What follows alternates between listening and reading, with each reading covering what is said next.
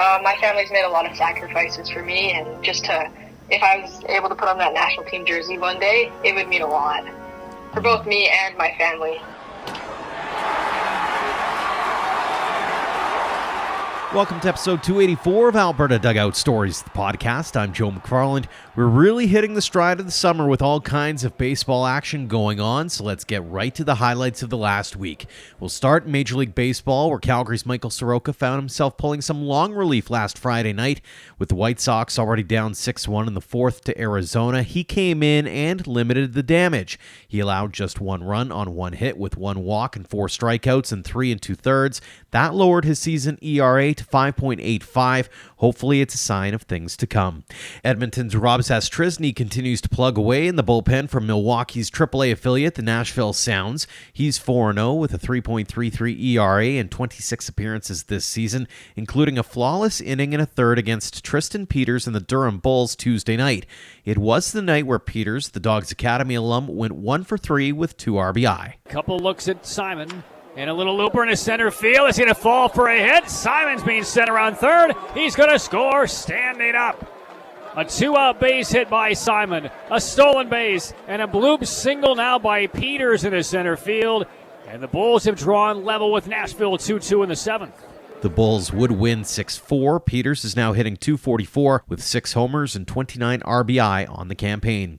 It's been an up-and-down season for Vauxhall Academy grad Damiano Palmigiani. He went on the injured list in mid-May, leading to a rehab stint in Dunedin to start June, where he had a 3-for-5 night with a home run just over a week ago.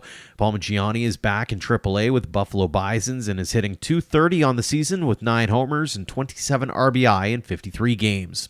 A guy we haven't mentioned a lot of this year is former Okotoks Dogs outfielder Jacob Melton. Viewed as one of the top prospects in the Houston Astros organization, he's hitting .261 with 5 homers, 24 RBI, and 10 stolen bases in 35 games for their AA affiliate, the Corpus Christi Hooks. He's also been flashing the leather on a regular basis. And the pitch, and Johnson swings, lifts one to shallow center field. Could be trouble coming in. Diving, Jacob Melton. Melton makes the catch. Full extension, headlong, and he crashes into the turf with out number 1.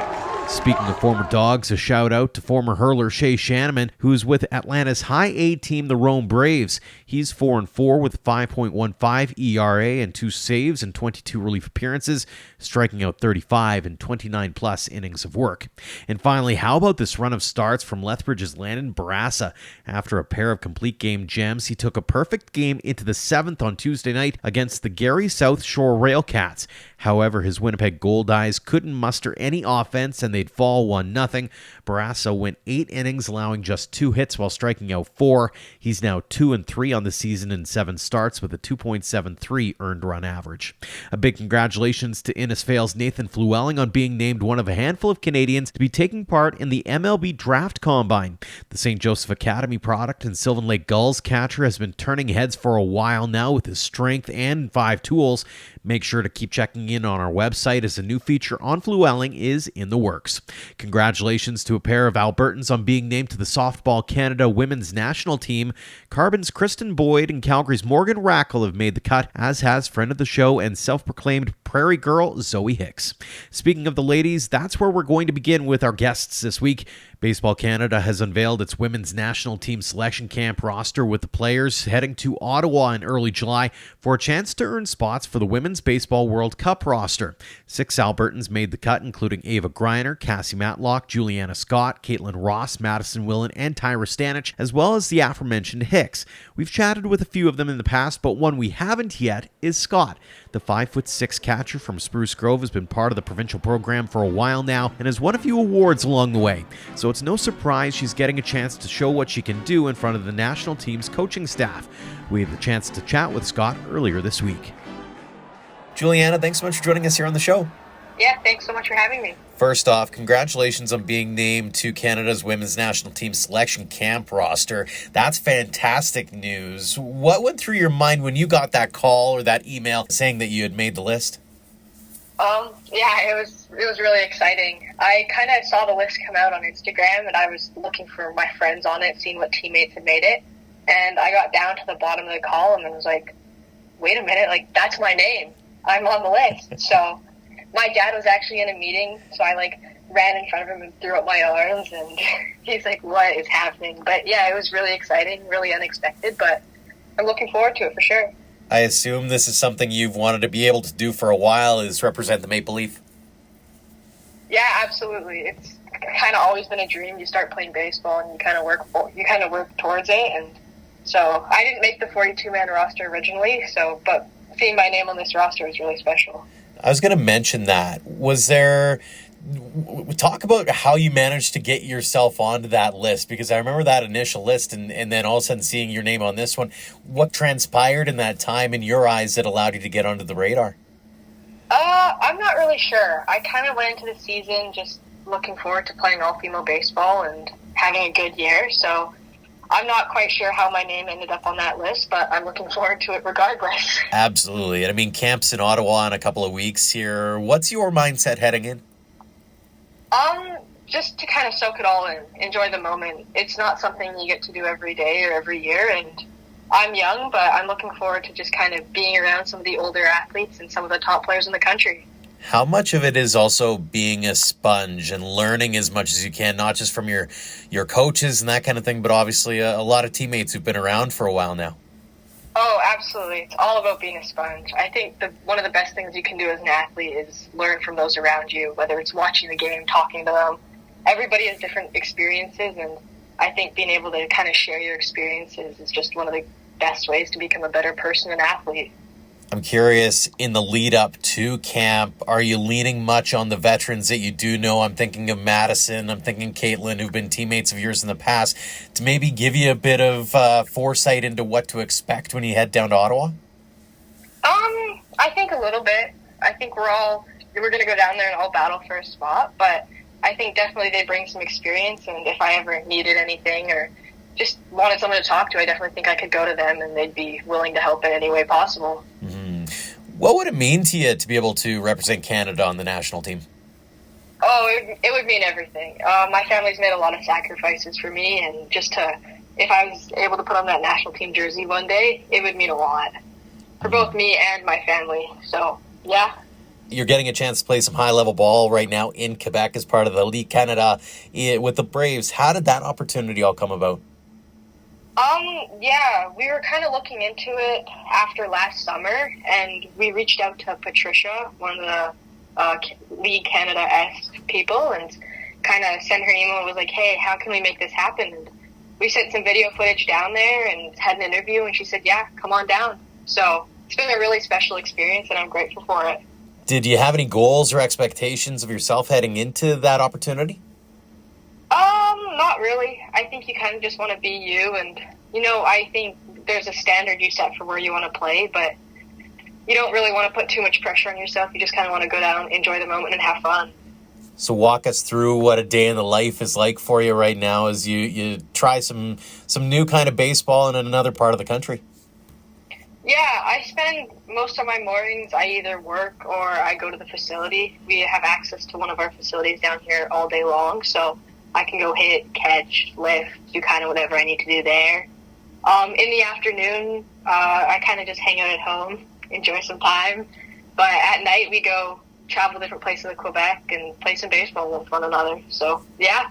I was going to ask about the traveling part of it, because as mentioned, you get to go and be a bit of a tourist while you're there as well. Do you have any favorite spots or favorite places you've been so far? I went to Quebec City a couple weeks ago. They had an all-turf field there, so that was a really nice spot. I haven't played in Montreal yet. I missed that weekend, but I'm looking forward to being able to play down there at some point too. Absolutely. Let's get into your baseball past here a little bit, Julianna. And you're a product of Spruce Grove, if I'm correct there. How did you get into the game in the first place? My brother was a pitcher, so my brother's 3 years older, and he kind of was involved in the game from a young age, and I kind of just wanted to follow him.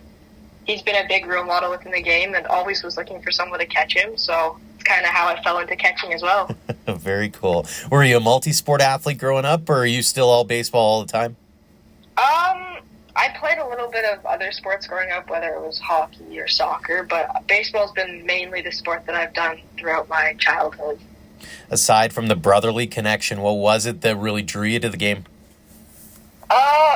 Being a catcher, there's you're kind of involved in everything, and I liked that aspect of it, whether it's the mental challenges of calling a game or even the physical challenges of making some blocks, throwing some runners out. So I kind of enjoyed how you got both sides of the mental and the physical game. You have any favorite players or teams? I love watching Adley Rutschman catch. Switch hitter, hits from both sides. I think he's really fun to watch. I'm a Jays fan, though, so I watch a lot of the Toronto games, Canada's team. It's got to be kind of the weird push-pull, right? Like, the Orioles are in the same division, so you're cheering for one player, but you're cheering for the other team, right? It's an interesting contradiction, so that is cool. It's definitely an interesting when they play one another. For sure. Do you remember when it turned for you, when it went from, hey, this is a fun game that I enjoy, to, hey, maybe I can do something special with this? I'm not really sure there was a turning point. I moved up to Spruce Grove when I was 14 to, I think, actually, like, really get involved in the game. But I think just throughout my life, it's just always been a thing that I enjoy in a place where I can just be me. So I'm not sure anything's really changed. I've had the goal of playing Team Canada since I was really young. So the enjoyment of the game is probably what keeps me going. Very cool. You've repped Alberta at a few different tournaments. You've done some cool things, won some awards in the sport. Any favorite memories or moments on the field where you just had to take that step back and go, I can't believe I get to do this? Oh, there's been so many of them. Every time you get to put on the Alberta jersey, you kind of just take a moment, step back, step on the field for the first time in it, and you're like, wow, like, I can't believe I'm here. Yeah, I don't think there's one moment that stands out to me. I mean, winning the bronze medal in Halifax last year was a big moment for sure. I think our team really came together and showed what we were made of. But at 16 UMP, I won catch of the tournament, so that was another big kind of milestone for me and something I've been dreaming of, and it finally happened. So probably one of those two. Couple of side notes on that. One is I've talked to a few of your teammates from that team last year, and one of the things that I keep coming back to is the growth of the women's game in this province seems to be coming in waves, right? Like the 14U team wins gold, the 16U team wins bronze, the open team wins bronze. From your perspective as someone who's in the thick of it, what are you seeing? What kinds of things excite you about the game here in this province? I see a lot of passion and a lot of desire to be on the field. I've grown up around a couple players on the women's open team, and just being able to play with one another and being able to kind of grow within the sport has been really exciting. On the national stage this past weekend, the Canadian Baseball Hall of Fame inducted its class of 2024, and one of the people on that in that class was Ashley Stevenson, a fan favorite, a friend of the show, and obviously one of those people who's really served as being an inspiration for everyone in this country. What comes to mind when you see someone like that getting into the Canadian Baseball Hall of Fame? It's amazing. It's great for female sports. It's great for her. I think she's really played a huge role in helping female baseball develop, and she continues to do that every day. So congratulations to her. Absolutely. On the flip side of all this, we always talk about baseball being a game of failure. And so I'm curious, from your standpoint, what's been maybe the biggest challenge or hurdle that you've had to overcome over your young career? I think it was playing with males up through U18. Playing with males is a different game, so I think having to kind of fit in and just be a part of that is something that's been a huge challenge. Mm-hmm. A few fun ones for you before we let you go here. First off, when you're a fan at the ballpark, what's your go-to food at the concessions? Hot dog. What kind of condiments? Just ketchup. Just ketchup, eh? It's amazing to me how many people don't want to slather on like onions and pickles and all kinds of crazy stuff. But there's a lot of just ketchups or just mustards out there, so that's cool. Yeah, I like my hot dog pretty typical. All right. What's your walk-up tune of choice if you had one? One of my best friends, Sadie Jesperson, picked my walk-up song in grade 7 or 7 something. She picked my walk-up song pretty young. It's I Want You Back by the Jackson 5. That's a good one. I haven't changed it, and I like walking up to it, so it reminds me of her, and yeah. Very cool. And finally, who is your baseball idol? Oh, that's a tough one. There's been so many great players and good people to be around. I'm not sure I can just pick one. There's a lot of good ones out there for sure. A couple more questions before we let you go. They're kind of standard here on the show of the athletes. When you're getting to chat with some of those young fans or those young athletes who are going to maybe one day follow in your footsteps, what's that one piece of advice or those words of wisdom that you'd like to impart upon them? Live in the moment. Time moves by so fast, so enjoying kind of every step of the way, whether it's being with your teammates, being with your best friends, just soak it all up.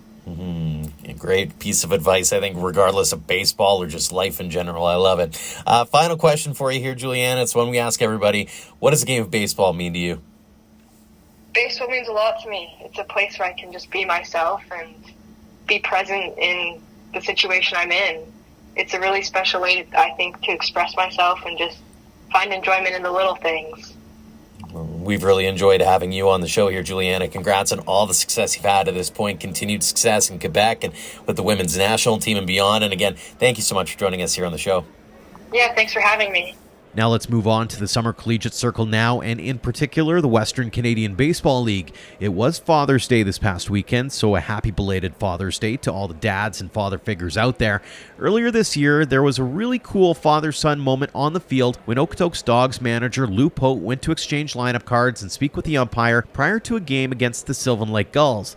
The thing is, it wasn't his counterpart, Jason Chatwood, who met with him at home plate. It was Pote's son, Gulls pitcher Owen. A special moment for both, and we had the chance to chat with the youngster who is an AHP Academy product about that as well as his baseball journey. Owen, thanks so much for joining us here on the show. Yeah, no problem. Thanks for having me. I want to start with a picture I saw of you and your dad exchanging lineup cards and meeting with the ump prior to a game between Okotoks and Sylvan. What was that like, first off? You know, it was a little weird. Like, this is my first year actually playing against my dad. I've played with him my entire life, and yeah, so it was really cool being able to go up there and being on the opposite sides of the field together, but still sharing the field. So it was really cool to be able to do that for sure. I'm curious, what was said? Like, was there any trash talk or ribbing going on as you two were exchanging pleasantries? No, not really. He just kind of was like, "Oh, hey, what's going on?" And I was like, "Hey," and he was like, "What are you doing up here?" And I was just explaining to him that Jason had asked me if I wanted to go to him, and I said, "Yeah, I thought it'd be pretty cool." So just kind of went up there, and then the umps did their thing, told us boundaries, the whole rules, and everything like that. So it was just a pretty normal plate meeting for the most part. So take us back to when Chatwood actually comes to you and says, "I've got this idea." Did you know for a while at that point, or talk us through how it all kind of came to be? Yeah, so it all started last year with Jason reached out and asked if I wanted to affiliate for the Gulls, and I said yeah, because I hadn't been asked by anybody else. So I was just like, yeah, absolutely, I'd love to do that. And then I didn't end up coming down and affiliating at all last year. And then he reached out at the beginning of the season this year and was like, "Hey, I have a full-time contract for you if you want to sign and play here." And it immediately hit me. I was like, "Man, I've played with my dad enough. And we've won enough together. I think it'd be pretty cool to play against him and try and beat him for once." Mm-hmm. It was Father's Day over the weekend. What's your pops mean to you? He's the biggest role model in my life. He's a very important person to me.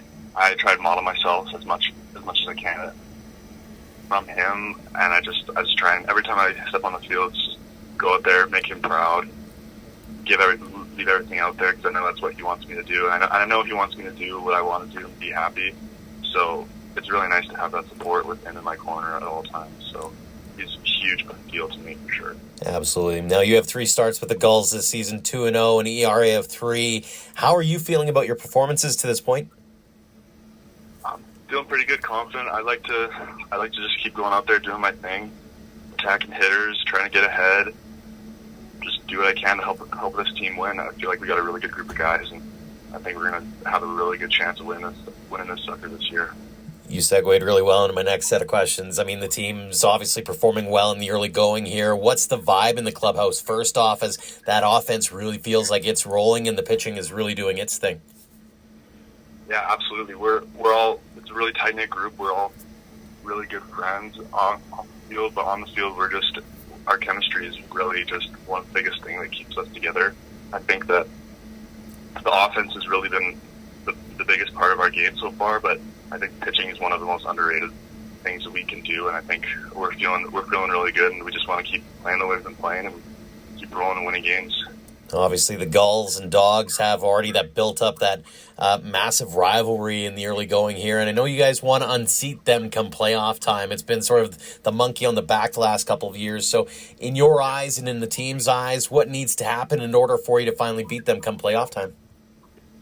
I think just sticking with our game, not trying to do too much. Obviously, those games mean a lot to us, mean a lot to both teams. So I think just trying to stay calm, relax, stay in the moment, play our game, sticking to that. I think that's just the biggest thing. I think if we go out there and do what we do day in and day out, I think we got a really good shot at beating them. It's really interesting too. Even from the last 2 years to this year, there's been a bit of a turnover. There's a lot of familiar faces. Don't get me wrong, but there's also a few pieces that are new. How well are they knowledgeable, I guess, in that rivalry and in how big those games against Okotoks really are? Yeah, I think for some of the new guys, they haven't really experienced it yet. But the guys who've been here for most of the season, they've got the taste. They know what it's like, and everybody knows what our goal is. And every time those guys come to town or we go to them, we know what we want to do. And yeah, that rivalry it's definitely turning up, and it's going to be a fun one for the rest of the season for sure. Take us into the dugout during those games against Okotoks. What's it like being in the Gulls dugout? Is it pretty intense against the Dogs, or is it playful, tense? Walk us through what the vibe's like. I think it's just another baseball game. It doesn't really change from game to game. I think we're just doing the same stuff no matter what. But everybody, there's always that little that's always in the back of our minds that this is a big one. So everybody's high energy, trying to stay locked in, support the boys as much as possible, even if you're on the field, if you're not, just trying to keep the energy high and making sure everybody's doing their job. How sweet would it be for you to get that one up on your Pops, beat them in the playoffs, and then win a WCBL championship? That's the goal. That'd be the sweetest feeling I could get. So that's definitely what we're trying to achieve here in Sylvan. Absolutely. Usually I start asking about origins in baseball, and your story is kind of obvious with Lou as your dad, but I'm curious, growing up in that house, did you feel any pressure from him to follow in his footsteps, or was he pretty open to you doing whatever it is that you wanted to pursue and love? Yeah, he's always been a huge supporter of me. He's never really cared if I played baseball or not. He's just always wanted me to do what I wanted to do. And obviously, baseball has just been ingrained in my mind and my body, so it's something that I've always wanted to do, and he's someone I look up to, so I always wanted to follow in his footsteps. But he's never pressured me to play baseball. He's never been angry at me if I wanted to stop. He's just always been do what makes you happy and have fun with it, and make sure you're working hard in whatever you're doing. Did you play any other sports growing up? Yeah, I left baseball for a couple of years and played basketball full time, and then I played football during the off season of basketball 1 year in high school. But other than that, it's just been baseball, basketball, football. So whose poster did you have up on the wall? Michael Jordan, definitely. I've idolized Jordan, especially my dad being from Chicago. That's our goat for sure. So Michael Jordan, I loved Buster Posey growing up, Jacob deGrom, Randy Johnson, those guys. I've always idolized some of the bigger names in basketball and baseball, but they're definitely some of my heroes for sure. Absolutely. Did you ever feel inclined to follow Lou to Okotoks, or were you pretty content on sticking around the Sherwood Park area? I kind of always just wanted to try and make a name for myself. I didn't always want to be that kid who's always going to be like the coach's kid. I've always wanted to be like a little bit of an individual myself, but I've never really. I've always thought I've always tried to do what's best for my career for sure. I've never tried to put on with my dad or trying to stay away. I've never tried to put that ahead of anything. I've always tried to just focus on my career and what's best for myself. For sure. So you end up at AHP Academy, and I always ask this to the Academy guys, is what did that program mean to you, not just as a ball player, but as a human being as well? Those guys are my family. I love those guys to death. That team is those guys are my brothers for life. That academy, they've gotten me to the point where I am, and I I owe them everything. You played in some big games, some big tournaments over your young career to this point. Any favorite memories or moments where you were at the park and you just had to kind of stand there and go, man, I can't believe I get to do this? It was definitely the T12 this last year. Going to pitch on Rogers Center mound, that's definitely the highlight of my baseball career for sure. I remember standing in the bullpen before going out to pitch and just soaking it all in, kind of just taking a little 360, looking at everything and imagine and just being like, wow, I can't believe this is something I could get to do. Very cool. Conversely, what's been maybe the biggest challenge or hurdle that you've had to overcome? Kind of just, I don't know, just trying to stay focused and motivated to do everything that I can to be the best baseball player I can. It's just very long. Sometimes the season gets very long, but you just got to remember what your goals are and just stick to it and try and just go out there every single day and play as hard as you can. You're committed to Barton. Why that program, and how excited are you to take that next step in your baseball journey? I'm really excited. Barton's a really good JUCO in Kansas, and Coach Biggs is a great coach, and I'm really excited to go play for him and that team, that program. We're gonna be really competitive in that conference, and I really can't wait to get down there and start playing with the boys. Well, and one guy that had a lot of success there is also an AHP guy, Reese Hemmerling. How cool was it to watch him do what he did down there? Reese is a dog. I love watching him pitch. He's a great guy. He definitely had a big impact. When I was talking with schools, I asked Reese about Barton. He said the same stuff. He said it's a great school. He wishes it was a 4-year. He could stay there the whole time, stuff like that. But yeah, I'm extremely excited to go down there, play my game.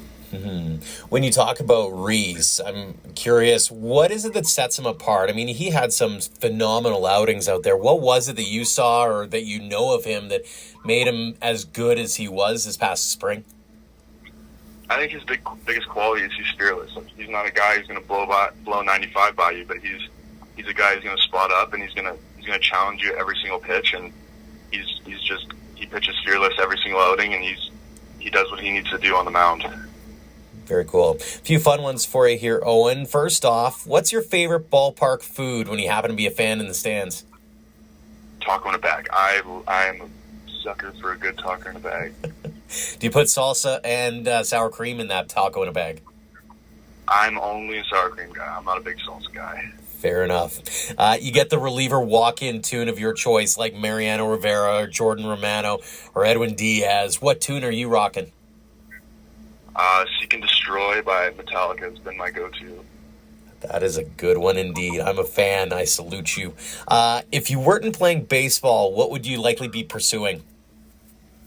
Hopefully another sport. I'm always been a sporty guy, but I've always loved being an athlete, and I think either basketball, maybe football if I played it for longer, but I definitely think one of those two sports would be my other option. Athlete's got an athlete, right? When you're chatting with those kids in Sylvan or maybe back at AHP and they're wondering how to get to where you're at now, what is that one piece of advice or those words of wisdom that you'd like to impart upon them?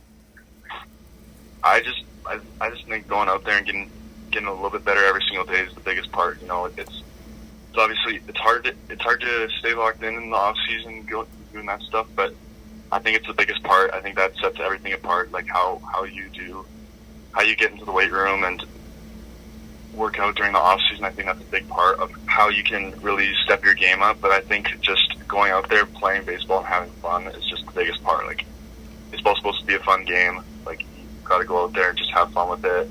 But then competing, like, you got to play your hardest every single time you get out there. So I think those are the biggest things I would say. For sure. And this is the final question we ask everyone here on the show. Owen, what does the game of baseball mean to you? It's my life. I love it more than anything, and I can't wait. I just can't wait to play every game. It's my pride and joy, and it's my passion. I don't. Well, we look forward to seeing you on the diamond again in the not too distant future here, Owen. Congrats on all the success you've had at this point. Continued success in Sylvan, Barton, and beyond. And again, thanks so much for joining us here on the show. Awesome. Thank you for having me. And finally, it's been an interesting season so far for the Lethbridge Bulls. They've had some high-scoring affairs like that infamous 57-run game against Brooks, and some low-scoring nail-biters as well. Catcher Noah McNeil has been in the middle of it all behind the plate for the Bulls, hitting .350 with a home run and 11 RBI in 12 games. The Ottawa native and Prairie Baseball Academy product is getting used to life out west, and joined us earlier this week to chat about his journey, which included a family road trip. Noah, thanks so mumuch for joining us here on the show. Thank you. I want to go back to earlier this month, first off, in that game against Brooks. The wind is blowing. You've got that short porch at Elks Field, 31-26 final. What was that like being a part of it all? It was insane. That's a big word, I'll say. But it was a fun game, just going up at bat and just being like, if I hit the ball, it might go. So just get in there, put the bat on ball, and see what happens. But catching that game was, you don't even know what to call anymore. Guys are just swinging at everything, and balls are flying. But 31-26, outrageous score. But again, it was a fun game to offensively, but defensively, it was a bit of a wow. But yeah. Absolutely. I mean, you had a good day at the plate yourself, 4 for 7, 3 doubles, 3 RBI. When you go into a game like that and you notice the wind's blowing and it might carry, what's the approach at the plate, especially from not just a team perspective, but obviously from a personal perspective too? I think what we just came in as a team was knowing when was blowing out, and it was just have a simple approach. Just nothing changes with wind or stadium or whatnot, but it was just go up, see ball, hit ball, and whatever happens, was the result. So I think we went in pretty chill with our approach and just swung it really well that day and put up 31 runs. What's the vibe in the dugout like when all these runs are being scored and you can't really stop it offensively, but you also can't stop it defensively either? I think in the dugout, we're all just, at one point, you got to laugh it off. It's just anything put up in the air might have a chance to go. So it's you just got to laugh it off almost. But as a team, we had a good time because it's look at this, stat booster type of game. But I think we just had to laugh it off and have fun and just play another game of ball. On the flip side of that, it's good for the hitters, not so good for the pitchers. How bad do you feel for those guys? I feel, it's a bit of a rude awakening for some of the new guys that just got in that day. It was hey guys, 31-26 game, but yeah, it's a bit of a, it hurts the stats for the defensive guys or pitchers that day, but it is what it is, I guess. For sure. You're having yourself a pretty solid start to the season. As we record this, .350, a homer, 11 RBI in 12 games. How are you feeling about your performance so far? I feel good. I try to play the game as simple as possible and let the game define the player I am, and just go up at bat clear-minded and see fastball and adjust to the off speed and just swing it, and results are results. Not a big, I don't really care about what happens. I just care about, I swung well, and the results are going to be the results. For sure. Heading into the summer, did you have any goals or expectations of yourself? I think the biggest goal I have right now is just growing as a player. I'm still a very young kid playing, so I think for me the biggest goal is just understanding the game a bit more to the next extra step, being a better ball player myself, and just growing as a mature personal guy too. As a catcher, how do you sort of develop yourself, especially as you get to learn, I'll use the different personalities on the bump as an example and try to understand their nuances and some of their preferences and those kinds of things? It's fun to catch new guys, understanding their sense of the game, understanding their off speed or what they like to throw, and especially going from high school to college, but then college to summer ball, it's a lot different in terms of pitching, where guys start to throw more comfortably on 0-2 counts or even 3-0 counts, throwing the curveball in. It's different, but just understanding their sense of the game and what they like to throw in different counts is very cool. And personally, as a catcher, setting up on different corners is a lot easier, because then I know they can be able to put it right there and not like struggle and diving, pad stacking everywhere for blocks. But yeah, no, it's fun. Absolutely. When you look at this Bulls team, what are you seeing out of them so far? Give us your scouting report. Great team. I think we got great hitting, great power from both lefties and righties on our team, especially 1 through 15. I think like all position guys. If we get all 15 guys in lineup, like everyone's gonna hit. So great hitting team defensively as well. We got great defensive players on the infield, outfield as well. Great speed. So I think overall, like, it's a great team, great hitting team as well, and we just got to keep doing what we're doing. For sure. Looking ahead, what's key in your eyes to making sure this team does have that long championship style run? I think for us it's going to be pitching. Like, we just got to keep throwing strikes, keep getting outs, and I think hitting, we just got to keep doing what we're doing. Every game we got a lot of outs. We're always putting the ball in play, and we just got to come up in some big situations, and pitching as well. Like, once we put up a 5 spot, our pitchers got to come up and be like, hey, we got to shut it down here and throw up a 0. So I think those two are going to be the biggest keys for us. As a catcher in those situations, do you put a little bit more onus on yourself as well to be calling a crisper and crisper game each and every time you come out?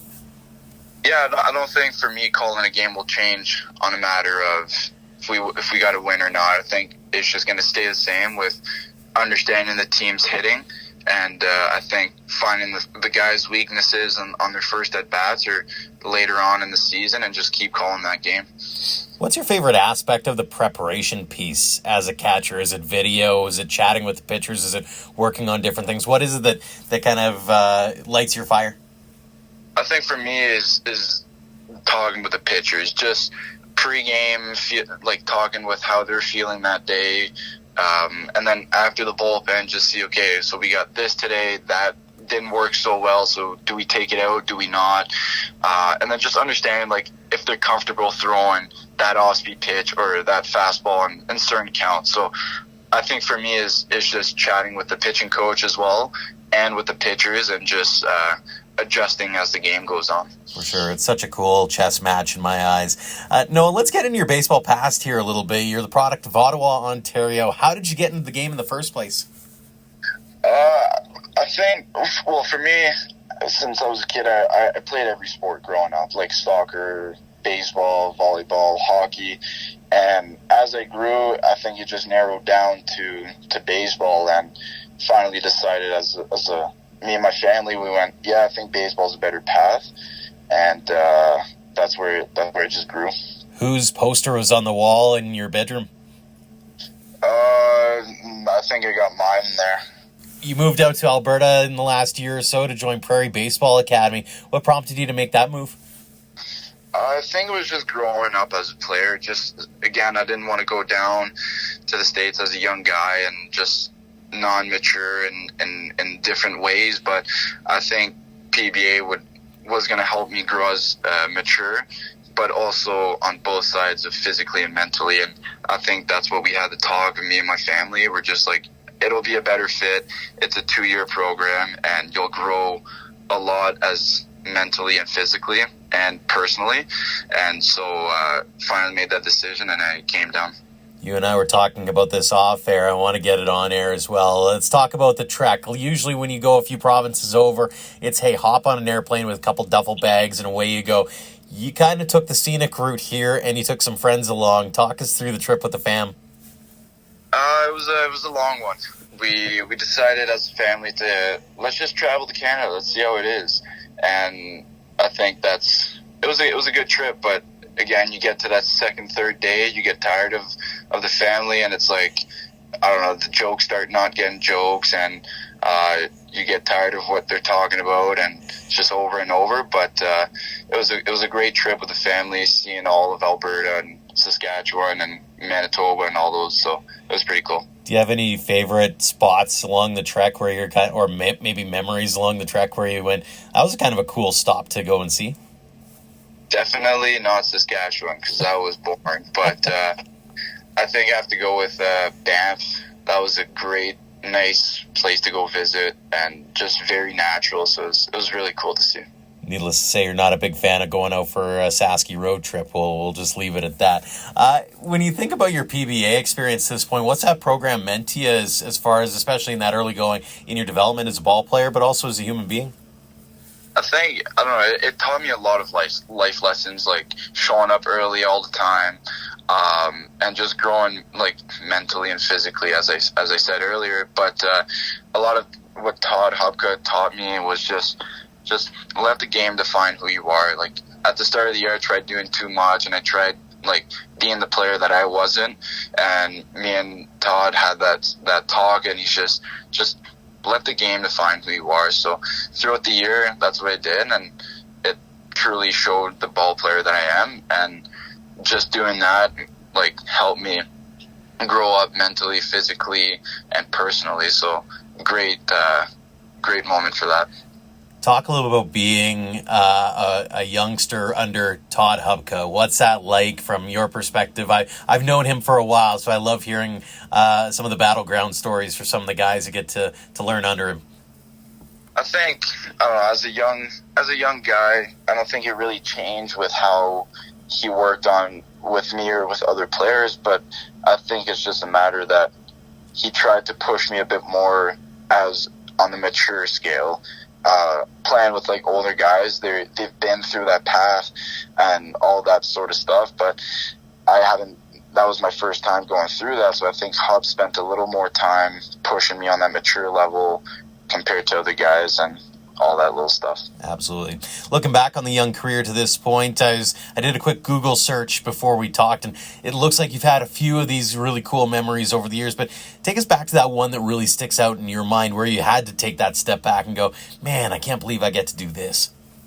I think for me was going to nationals, playing again for Team Ontario, and we made it to the finals against Team Alberta, and that moment right there stuck to me. It was just, I'm one win away to going to the World Series, and just sitting in that room with the team, you can feel the vibes of like the anxiousness and everyone's like nervous and stuff, but that moment it was just like a wow opportunity, and then came up short, but just that moment with the team was a great moment. Absolutely. Conversely, they always talk about baseball being the game of failure. And so when you look back on it, what's been that biggest challenge or hurdle that you've had to overcome? Biggest hurdle, I think, for me was accepting failure. Just understanding errors, making errors as part of the game, and striking out as part of the game and stuff like that.